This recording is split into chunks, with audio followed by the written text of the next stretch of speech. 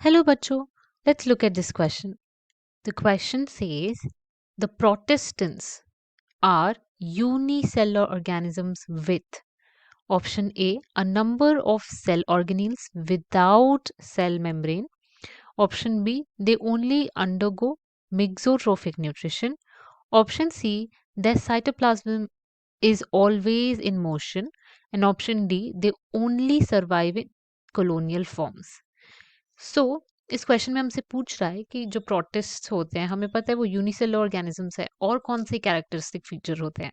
तो हमें इन चारों ऑप्शन में उनकी कैरेक्टरिस्टिक फीचर एक चूज करना है कि कौन से उनके फीचर्स हम मान सकते हैं। तो इस क्वेश्चन का की कॉन्सेप्ट क्या है?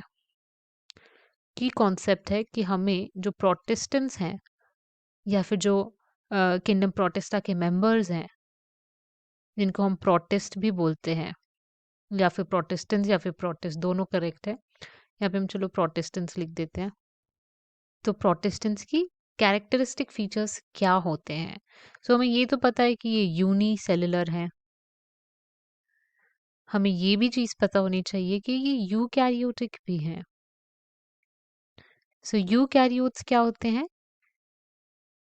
जो यूकैरियोट्स होते हैं उनके पास जो ऑर्गेनील्स होते हैं उसमें सेल मेम्ब्रेन प्रेजेंट होती है। सो हम लिखेंगे जो मेम्ब्रेन्स हैं वो प्रेजेंट होती है ऑर्गेनील्स में। सो ये एक डिफाइनिंग फीचर हो गया। नाउ सेकंड, आप अगर देखोगे सेकंड ऑप्शन में एक वर्ड यूज हुआ है मिक्सोट्रोफिक न्यूट्रिशन। सो हमें इसके बारे में भी पता होना चाहिए मिक्सोट्रोफिक न्यूट्रिशन क्या होता है। सो मिक्सोट्रोफिक न्यूट्रिशन वो होता है जिसमें जो भी ऑर्गेनिज्म मिक्सोट्रोफिक होता है वो दो अलग अलग मोड से कार्बन एक्वायर कर सकता है, जो यूजुअली हम लोग डिफरेंट मोड में कंसिडर करते हैं। सो फॉर एग्जांपल ये फोटोसिंथेसिस भी परफॉर्म कर सकते हैं, फोटोसिंथेसिस भी परफॉर्म कर सकते हैं और ये ऑर्गेनिक सोर्सेज से भी न्यूट्रिशन ले सकते हैं।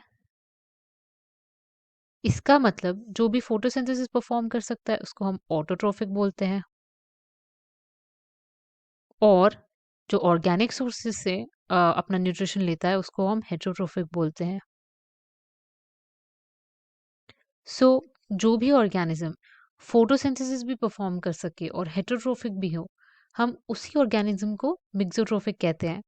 सो जितने भी प्रोटिस्ट हैं सब तो मिक्सोट्रोफिक नहीं होते, लेकिन इसके कुछ एग्जाम्पल्स आपको मिलेंगे जैसे यूग्लीना। यूग्लीना जो है वो मिक्सोट्रोफिक होता है, वो फोटोसिंथेसिस भी परफॉर्म कर सकता है एंड जब भी उसको सनलाइट की कमी हो तो वो अपना ग्रीन पिगमेंट लूज कर देता है और वो हेटेरोट्रोफिक भी एक्ट कर सकता है। तो ये लेकिन सिर्फ यूग्लीना में देखने को मिलता है। ये जो है वो डिफाइनिंग फीचर नहीं है प्रोटेस्टेंट्स का। अगर हम ऑप्शन सी देखें the cytoplasm is always in motion. So cytoplasm always in motion इसको हम क्या कहते हैं? इसको हम बोलते हैं, इस प्रोसेस को बोलते हैं साइटोप्लाज्मिक स्ट्रीमिंग। और इस प्रोसेस को हम एक और चीज बोलते हैं, इसको हम साइक्लोसिस भी कह सकते हैं, साइक्लोसिस। और ये जो है साइटोप्लाज्मिक स्ट्रीमिंग या साइक्लोसिस, ये डिफाइनिंग फीचर होते हैं यूकैरियोट्स के। जितने भी यूकैरियोट्स होते हैं उनका जो साइटोप्लाज्म है it is always in motion. और ये मोशन में क्यों रहता है हमेशा? क्योंकि जो मटेरियल है उसको एक जगह से दूसरी जगह मूव करना है। सो ये जो ऑप्शन है ये आपका प्रोटिस्ट, सभी प्रोटिस्ट शो करते हैं cytoplasm is always in motion, because सारे जो प्रोटिस्टेंट्स हैं वो यूकैरियोटिक होते हैं, इसीलिए their cytoplasm is always in motion. Option D देखें they can only survive in colonial form. So ये ऑप्शन जो है ये भी इनकरेक्ट है। क्यों? बिकॉज कॉलोनियल फॉर्म देखा जाता है प्रोटिस्ट में, लेकिन all protist are not colonial. उसमें बहुत सारे यूनिसेलर भी होते हैं, यूनिसेलर फ्री लिविंग भी होते हैं, हमेशा कॉलोनियल फॉर्म में नहीं प्रेजेंट होते हैं।